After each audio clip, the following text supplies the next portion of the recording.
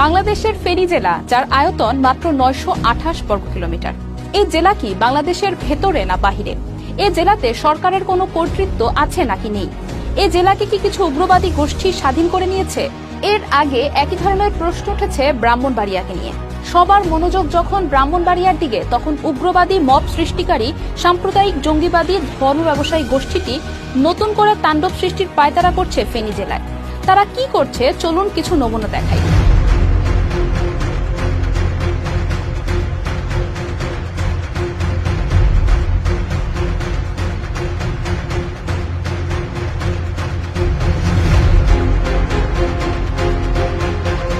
বাংলাদেশের সুপরিচিত অরাজনৈতিক ও আইন মান্যকারী আন্দোলন হিজবুত তৌহিদ, যারা কিনা দশকের পর দশক ধরে উগ্রবাদ, ধর্মান্ধতা, সাম্প্রদায়িকতা, ধর্মের অপব্যবহারের বিরুদ্ধে ইসলামের প্রকৃত শিক্ষা তুলে ধরে জনসচেতনতা সৃষ্টি করে যাচ্ছে।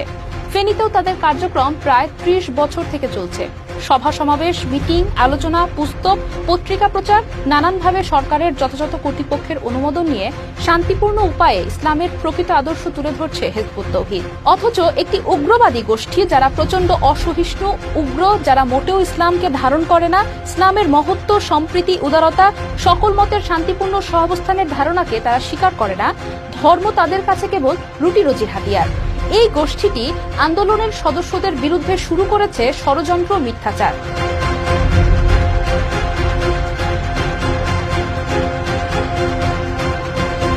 গুজব রটনা, হত্যার হুমকি, এমনকি আন্দোলনের নারী সদস্যদের বিরুদ্ধে ধর্ষণের হুমকি পর্যন্ত তারা দিচ্ছে।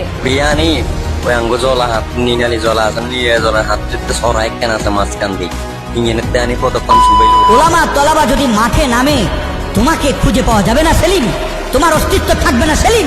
এই হোসেন মোহাম্মদ সেলিমকে যেথায় পাবা সরাসরি হত্যা করে ফেলবে। যদি কোনো আলেমের নামে মামলা হয় আর আপনারা আলেমদেরকে হয়রানি করেন, আপনাদের সাথে আমাদের বোঝাপড়া আছে ইনশাআল্লাহ। তাহলে তারা কি করছে দেখলেন তো? এরপরে তারা কি করবে জানেন? প্রশাসনের উপরে চাপ সৃষ্টির জন্য মব ঘটানোর হুমকি দেবে। অনলাইনে প্রচারণা চালিয়ে মানুষকে বিক্ষুব্ধ, উত্তেজিত করে তুলবে। তারপর একটি জঙ্গি মিছিলের আয়োজন করে হামলা, ভাঙচুর, লুটতরাজ, অগ্নিসংযোগ, হত্যাকাণ্ড ঘটাবে। তারপর সেই লেবাসধারী উস্কানি দাতারা আস্তে করে জনগণের আড়াল হয়ে যাবে, যেন কোনো হত্যাকাণ্ডের দায়, নাশকতার দায় তার উপরে না পড়ে। এই একই জাতীয় ঘটনা তারা দেশের বিভিন্ন জায়গায় ঘটিয়েছে, ফেনীতেও এখন ঘটাতে চলেছে। এই ব্যাপারে সরকারের ডিসি, এসপি, গোয়েন্দা কর্মকর্তা সহ ক্ষমতাসীন দলের স্থানীয় নেতাকর্মীরা কতটুকু সচেতন আছেন আমি জানি না, কিন্তু আমি এটুকু বলতে পারি যে এরা বাংলাদেশকে স্থিতিশীল থাকতে দিবে না। এরা একটা অরাজকতা চায়। এরা কারো মানবাধিকার বা ধর্মীয় স্বাধীনতা, চিন্তার স্বাধীনতা, মত প্রকাশের স্বাধীনতাকে স্বীকার করে না। তারা হিজবুত তৌহিদের বিরুদ্ধে প্রোপাগান্ডা চালিয়ে এমন একটা ভাব দেখাচ্ছে যেন ইসলামের মহা খেদমত করতে দাঁড়িয়েছে, অথচ তারা ইসলামের আসল যে কাজ, অর্থাৎ আল্লাহর দ্বীন প্রতিষ্ঠার জন্য সংগ্রাম করতে, সেটাতে কিন্তু রাজি না। তারা চায় মানুষ যেন তাদেরকে ভয় পায়, সরকার যেন ভয় পেয়ে তাদের দুনিয়াবি সব সুযোগ সুবিধা দিয়ে দেয়। কিন্তু জাতীয় জীবনে আল্লাহর হুকুম প্রতিষ্ঠার জন্য তাদের কোনো কথা নেই। তাদের সব আক্রোশ, সব তাণ্ডব, সব কেবল ইসলামী সংগঠনের বিরুদ্ধে, ভিন্ন মতের মুসলমানদেরই বিরুদ্ধে। অথচ আল্লাহর দ্বীন প্রতিষ্ঠার জন্য দিবানিশি সংগ্রাম করে যাচ্ছে হিজবুত তৌহিদ।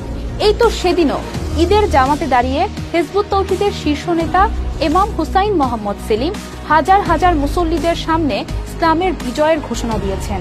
অনৈক্য, বিভেদ ভুলে পুরো উম্মাহকে তৌহিদের ভিত্তিতে ঐক্যবদ্ধ হয়ে দ্বীন প্রতিষ্ঠার জেহাদে শামিল হওয়ার জন্য আহ্বান করেছেন। তিনি বিশ্বময় মুসলিম উম্মার নির্যাতন, নিপীড়ন থেকে মুক্তির কথা বলেছেন। নিপীড়িত, লাঞ্ছিত, অসহায় জাতি আজকে মুসলমান, অথচ এই ঈদের জামাতে এটা হলো ঐক্যের শিক্ষা, ভ্রাতৃত্বের শিক্ষা।